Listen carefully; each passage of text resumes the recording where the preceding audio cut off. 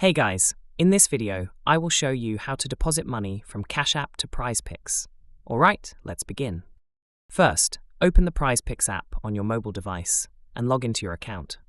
On the home screen, tap the menu icon, usually located in the top left corner.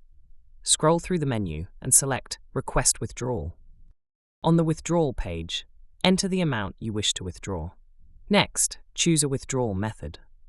Prizepicks supports various options, but to transfer money to Cash App, you need a physical cash card. This card is a Visa debit linked to your Cash App account. If you do not have a cash card, open Cash App, tap the Cash Card tab, and follow the steps to request one. Once your card arrives and is activated, you can use it for transactions.